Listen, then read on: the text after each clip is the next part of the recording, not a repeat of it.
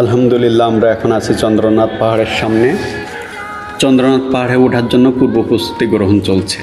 প্রস্তুতি শেষে আমরা সবাই চন্দ্রনাথ পাহাড়ে ওঠার জন্য রওনা দিছি আমাদের টিম নিয়ে। আমরা প্রত্যেকে এখান থেকে লাঠি সংগ্রহ করেছি, কারণ পাহাড়ে ওঠার জন্য লাঠি অনেক গুরুত্বপূর্ণ। 40 টাকা দিলে একটা লাঠি পাওয়া যাবে, রিটার্ন দিলে লাঠিটা আবার 20 টাকা ব্যাক দিবে। আমরা সামনে দেখব একটি গেট, সেই গেট। এই গেটের আমরা বাম পাশ দিয়ে পাহাড়ে উঠবো আর ডান পাশ দিয়ে নামবো। আমরা যদি ডান পাশ দিয়ে উঠি তাহলে কিন্তু আমাদের পাহাড় জয় করা সম্ভব হবে না, কারণ এখানে মূলত বাম পাশ দিয়েই ওঠার রাস্তা আর ডান পাশ দিয়ে নামার রাস্তা। পাহাড়ে ওঠার সময় যতদূর রিল্যাক্স হওয়া যায়, যত কম ভারী জিনিস সাথে নেওয়া যায়, বিশেষ করে পানি রাখাটা অনেক গুরুত্বপূর্ণ। কিছু দূর আসার পরে আমরা যদি এই মন্দিরটা পাই তাহলে দেখব যে না, আমরা সঠিক পথে আছি। আমাদের লক্ষ্য কিন্তু ওই যে উপরে বাম পাশ দিয়ে ওঠার সর্বোচ্চ চূড়া হচ্ছে ওইটা, যেটা আপনারা দেখতে পেলেন। এখানে 2টি মন্দির আছে। আমরা ধীরে ধীরে আগাবো সামনের দিকে।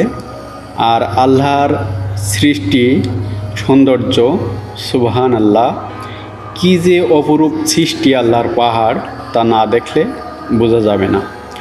আমরা ওঠার সময় কিছু কিছু দোকানপাট পাবো। এখানে শুকনা খাবার পাওয়া যায়, দাম অবশ্য বেশি। নিলেও হয়, না নিলেও হয়, তবে পানি রাখাটা জরুরি আর লাঠি রাখাটাও জরুরি। এখানে আপনি যদি শুক্র শনিবার যান তাহলে অনেক লোক দেখতে পাবেন, অনেক দর্শনার্থী দেখতে পাবেন, কারণ 2 দিন ছুটি থাকার কারণে অসংখ্য দর্শনার্থী পাহাড়ে বেড়াতে আসে।